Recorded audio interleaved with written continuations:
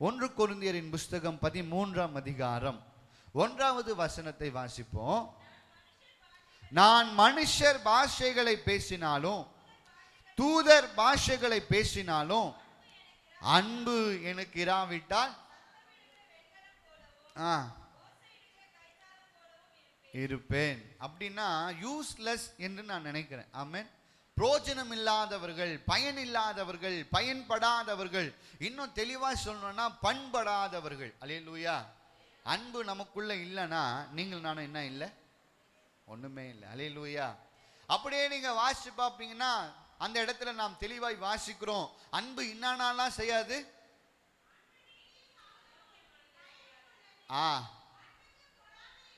முதல்ல என்ன பண்ணாது? அல்லேலூயா.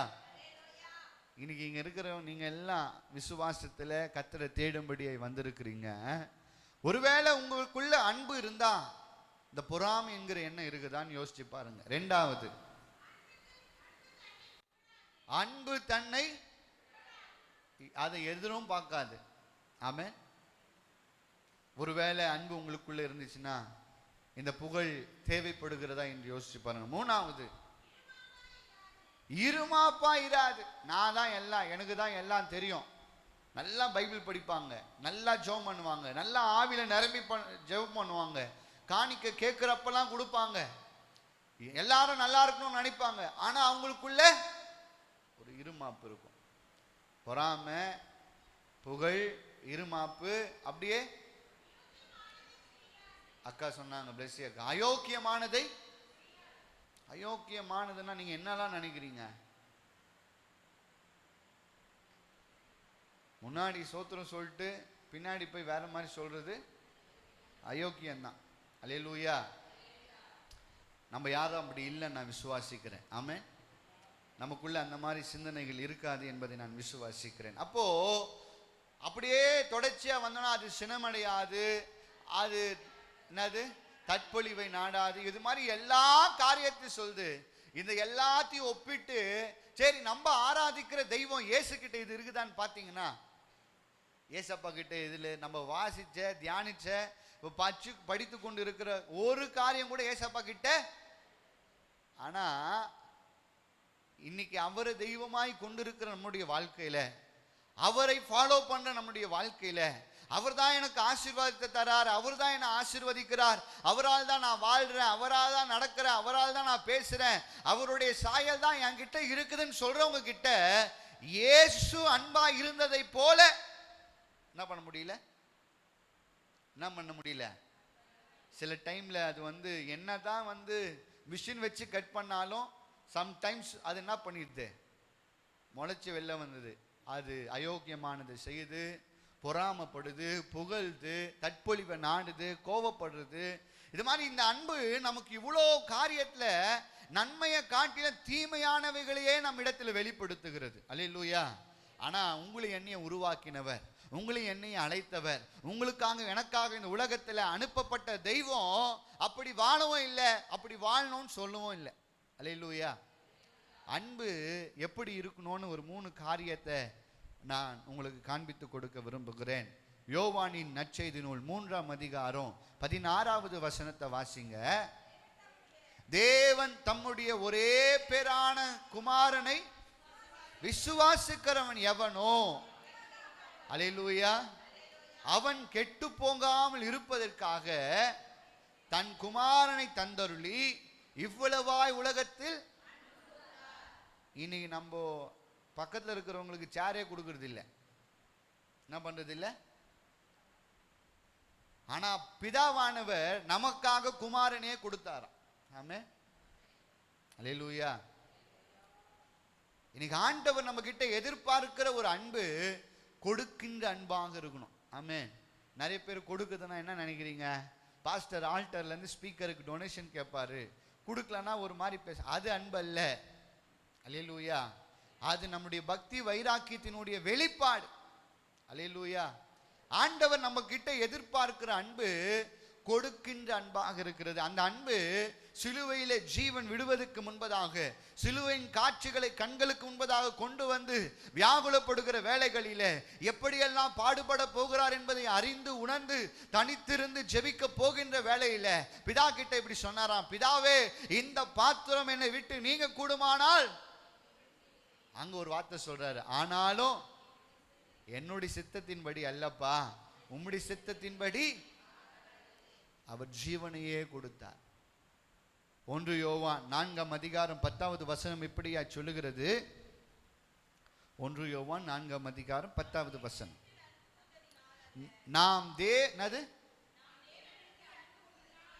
நாம் தேவனிடத்தில் அன்பு கூறுகிறதினால் அல்ல, அவர் நம்மிடத்தில் அன்பு கூர்ந்தபடியினால கிருபாதார பலியாக அன்பு உண்டாயிருக்குது. அல்லேலூயா. நீங்களும் நானும் அந்த LOV சொல்றோமே, அந்த உலக சிநேகமா இருக்கலாம், அல்லது உறவுகள் மத்தியில் இருக்கிற சிநேகமா இருக்கலாம், அல்லது ஊழியருக்கும் விசுவாசிகளுக்கும் இருக்கிற சிநேகமா இருக்கலாம், அல்லது தாய்க்கும் தகப்பனுக்கும் இருக்கிற அன்பா இருக்கலாம், அல்லது கணவனுக்கும் மனைவிக்கும் இருக்கிற அன்பா இருக்கலாம். இந்த அன்பை எல்லாம் காட்டிலும் இயேசு தன் ஜீவனை கொடுத்து, அன்புனா இப்படிதான் இருக்கணும்னு காமிச்சிருக்கிறார். அல்லேலூயா. ஜீவனை கொடுக்கும் போது அப்பா கிட்ட பொறாமை இல்லை. ஜீவனை கொடுக்கும் போது இவனுக்கெல்லாம் நான் ஏன் சாவணும்னு ஆண்டவர் நினைக்கல. ஜீவனை கொடுக்கும் போது நான் இல்லைனா இவங்களுக்கு யாரு உண்டு என்று நினைத்ததுனால தன் ஜீவனை அவர் கல்வாரி சிலுவையில ஒப்பு கொடுத்தார். அல்லேலூயா. அவர் சிலுவையில ஒப்பு கொடுத்துட்டு அவ்வளவுதான், என் வேலை முடிஞ்சிச்சு, எல்லாரும் என் ரத்தத்தினால சுத்திகரிச்சிட்டேன், பாவத்திலிருந்து மீட்கப்பட்டாங்க, திரைச்சிலை 2ஆய் கிழிக்கப்பட்டது, அவ்வளவுதான், மனுஷனுக்கும் ஆண்டவருக்கும் கடவுளுக்கும் இருக்கிற உணர்வு ஒரு உடன்படிக்கை மீண்டும் புதுப்பிக்கப்பட்டது, அந்த இடைவெளி எல்லாம் நீங்கிடுச்சுன்னு சொல்லி அவர் அதோட விடல. மேல் வீட்டு அறையில ஜோம் பண்றவங்க கிட்ட போயிட்டு தன்னை காண்பிக்கிறவராய் இருக்கிறார். அல்லேலூயா. அல்லேலூயா. நம்முடைய ஆண்டவர் கைவிடுகிற தேவன் அல்ல. அல்லேலூயா. மனுஷன் நம்மளை கைவிடலாம், உறவுகள் நம்மை கைவிடலாம், பிள்ளைகள் நம்மை கைவிடலாம், பெற்றவர்கள் நம்மை கைவிடலாம், நம்மிடத்திலிருந்து நன்மை பெற்றவர்கள் கைவிடலாம், அவங்களே நம்பி இருந்தவங்க கைவிடலாம். ஆனா ஆண்டவருடைய அன்பு நமக்கு கொடுக்கப்பட்டதினாலே அந்த அன்பு நம்மை கைவிடாது. இன்னைக்கு உங்க அன்பு எப்படி இருக்குது? கொடுக்கிற அன்பா இருக்குதா? நிறைய பேர் இந்த ஃபேக் ஸ்மைல்னுவாங்க, பொய்யான ஒரு சிரிப்பு, ஹாய் நல்லா இருக்கீங்களா, ஒரு ஃபேக் ஸ்மைல், அது அன்பல்ல. உள்ளத்தின் ஆழத்திலிருந்து பேசணும், கரிசனையோடு பேசணும். ஒருத்தவங்க கிட்ட நம்ம பழகும்போது, ஒருத்தவங்களுக்காக ஜெபிக்கும் போது, ஒருத்தவங்க கூட இருக்கின்ற போது, நான் சொல்றேன், இன்றைக்கு அப்படி மாயமானமான ஒரு அன்பை நாம் காண்பித்து கொடுப்போம்னா பரலோக ராஜ்யத்துல கர்த்தர் அதை கேட்பார். உங்களுக்கு இந்த கதை நல்லா தெரியும் நினைக்கிறேன். ஒரு பெரிய ஐஸ்வர்யவான் அவன் வீட்டில் உட்காந்து சாப்பிட்டு இருக்கிறான். பருக்கள் நிறைந்தவனாய் வியாதிப்பட்டவனாய் ஒருவன் வெளில நின்று இருக்கிறான். 2 பேரும் செத்து போயிட்டாங்க. பரலோக ராஜ்யத்துல ரோட்ல வீட்டுக்கு வெளியில உட்காந்துக்கிற அந்த மனுஷன் பரலோகத்துல இருக்கிறான். உள்ள மேசையில உட்காந்து சாப்பிட்டவன் எங்க இருக்கிறான்? அல்லேலூயா.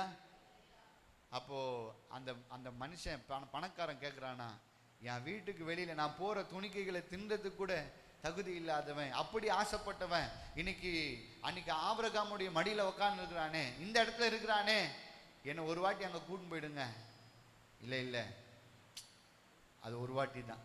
ஐயோ, என் தம்பிக்கு தெரியாது, என் தங்கச்சிக்கு தெரியாது, எங்க அக்காவுக்கு தெரியாது, எங்க அம்மாவுக்கு தெரியாது, எங்க அப்பாவுக்கு தெரியாது, என் புருஷனுக்கு தெரியாது, என் பொண்டாட்டிக்கு தெரியாது, அதெல்லாம் கிடையாது, ஒரே ஒரு வாட்டி தான். ஆமே.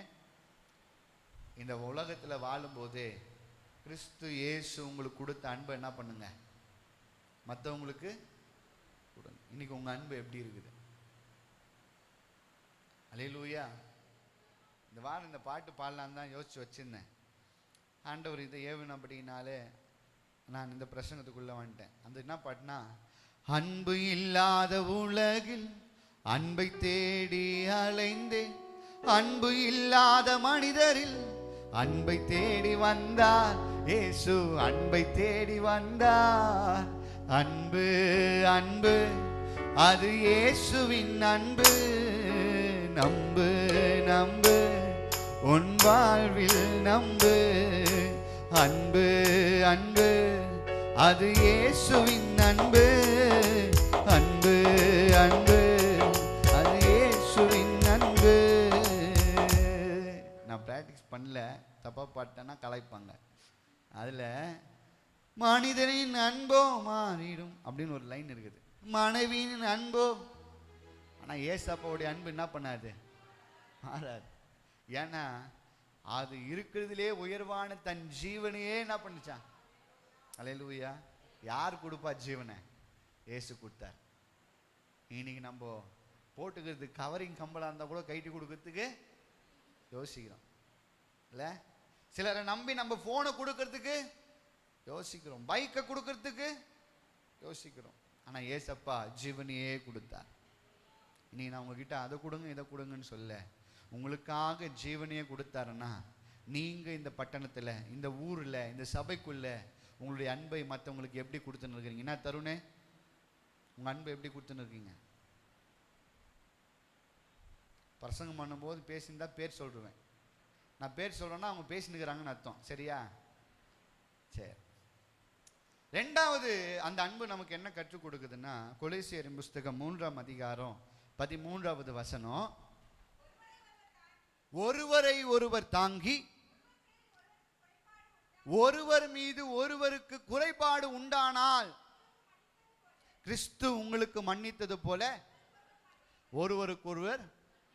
ஏசப்ப யாருக்கிட்டையாச்சும் போய் அந்த விபச்சார ஸ்திரியை நான் மன்னிச்சேன், அவ இப்படிலாம் இருந்தா அதனாலதான் இவளை மன்னிச்சேன்னு எங்கேயாச்சும் காசிப் பேசின, புறம் பேசின, கலகம் பண்ண அல்லது கதையை பேசின காரியம் இருக்குதா? ஏசப்பா அற்புதம் செஞ்சுட்டு யாருக்கிட்டே சொல்லாதப்பான்னு சொல்லுவாராம். ஆனா அது உலகெல்லாம் என்ன பண்றோமா, ஸ்ப்ரெட் ஆயிடுமா. இன்னைக்கு கர்த்தர் கிறிஸ்து இயேசு நமக்கு என்ன கொடுக்கிறார்னா, ஒருவருக்கு ஒருவர் தாங்கி உங்களை அன்பினாலே கிறிஸ்து இயேசு உங்களை மன்னித்தது போல. கொடுக்கிற அன்பு மட்டும் இல்ல, ஆண்டவர் மன்னிக்கின்ற அன்பையும் நம்ம கிட்ட எதிர்பார்க்கிறார். அல்லேலூயா.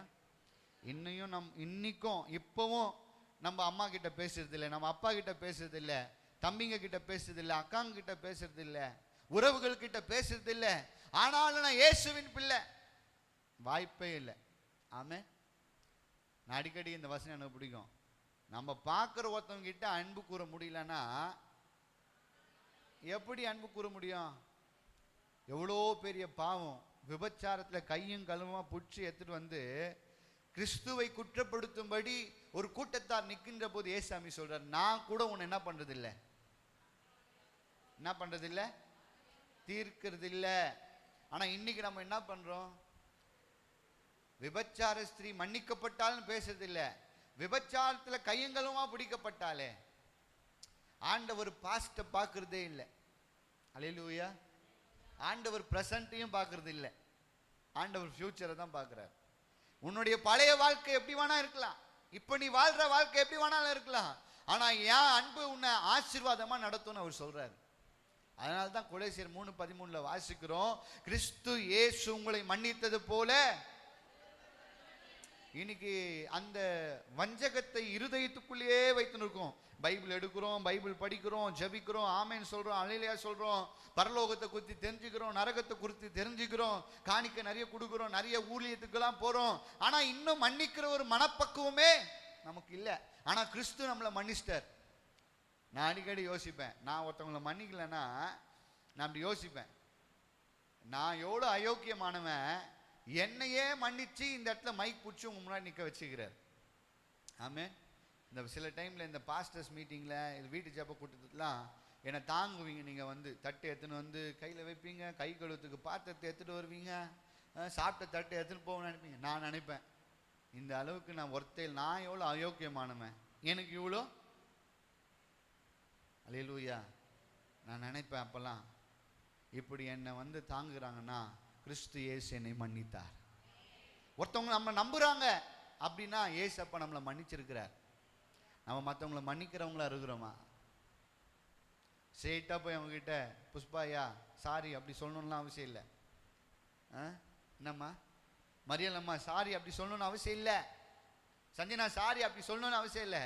அப்பா எனக்கும் சஞ்சனாவுக்கும் ஒரு கருத்து வேறுபாடு வந்துடுச்சு, நான் அவங்க மனசுக்கு கஷ்டம் மாதிரி படுற மாதிரி நான் நடந்திருந்தா என்னை மன்னிச்சிருங்க, அது இனஃப்.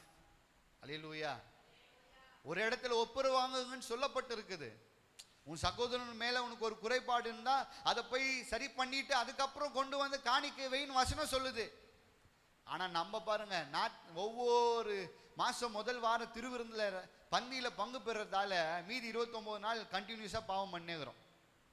ஏன்னா 1ஆம் தேதி தான் திருப்பி ரத்தம் நமக்காக நம்ம மேல என்ன பண்ணுது, நான் இனிமேல் பாவமே பண்ணக்கூடாதுன்றதுக்கு தான் அதை நினைவு கூறுறோம். ஆனா நான் பாவம் பண்ணிட்டு என்னை மன்னிச்சிருங்கன்னு சொல்றதுக்கு தான் அதை எடுக்கிறோம். அல்லேலூயா. இன்னைக்கு ஒருவேளை கிறிஸ்து உங்களை மன்னிச்சது போல நீங்க மன்னிக்கலனா மன்னிக்கின்ற அன்பு உங்களுக்குள்ள இல்லை. இன்றைக்கு ஆண்டவர் எதிர்பார்க்கிற அன்பு கொடுக்கின்ற அன்பாக இருக்க வேண்டும், மன்னிக்கின்ற அன்பாக இருக்க வேண்டும். 3வது ஒரு காரியத்தை சொல்லி நான் முடிக்கிறேன். 1 யோவான் 3ஆம் அதிகாரம் 18வது வசனத்தை வாசிங்க. பூரண அன்பு பயத்தை புறம்பே தள்ளும்.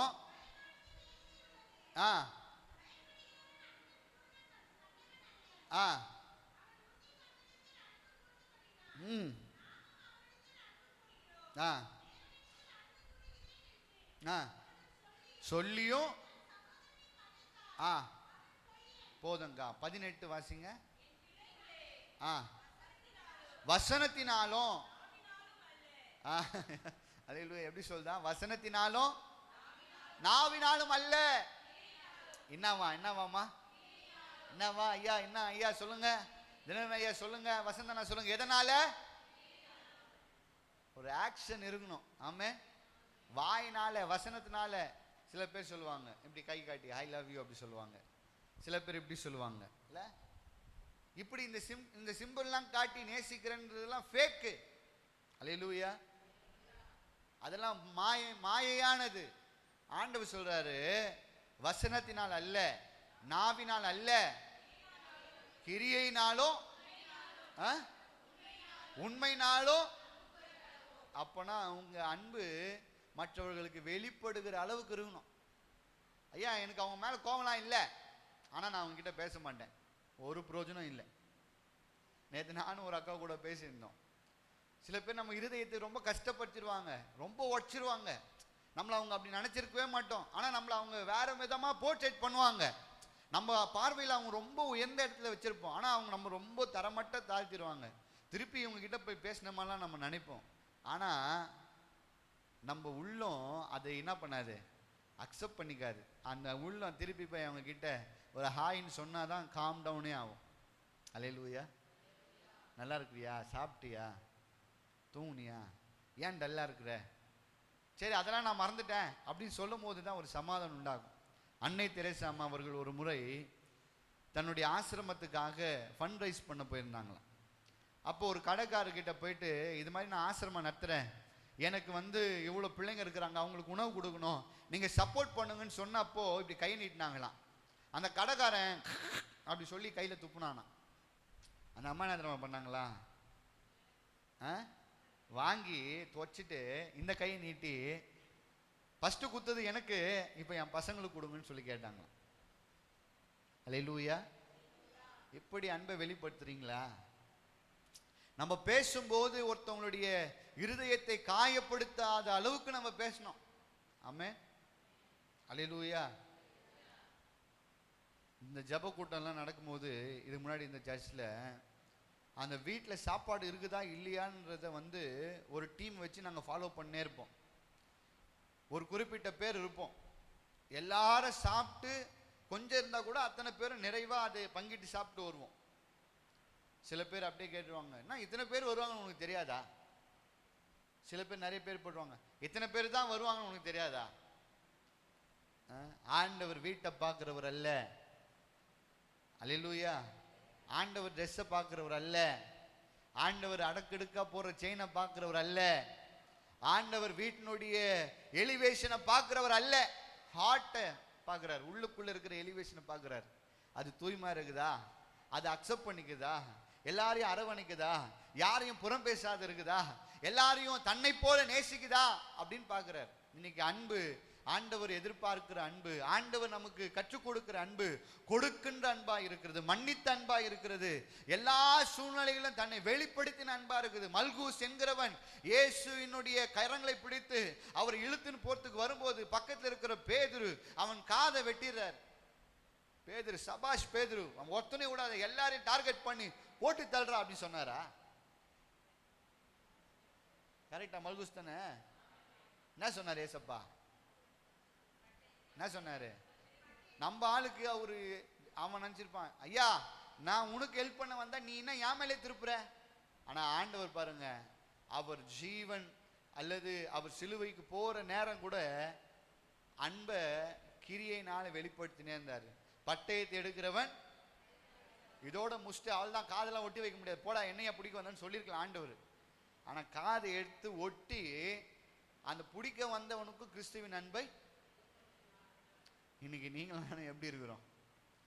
நமக்கு கண்ணுக்கு முன்னாடி சபிச்சவங்களாம் வருவாங்க, நம்மளை தப்பா பேசினவங்களாம் வருவாங்க, நம்ம வாழவே கூடாதுன்னு நினைச்சவங்களாம் வருவாங்க. அவங்க கிட்ட நம்மளுடைய அன்பு எப்படி இருக்குது? கொடுக்கின்ற அன்பா இருக்குதா? மன்னித்த அன்பா இருக்குதா? வெளிப்படுத்துகிற அன்பா இருக்குதா என்பதை யோசிச்சு பாருங்க. கர்த்தர் உங்களையும் இந்த வார்த்தையும் நமக்கென்று எப்பொழுதும் ஆசீர்வதித்து தருவாராக. கர்த்தருடைய நாமம் மகிமைப்படட்டும்.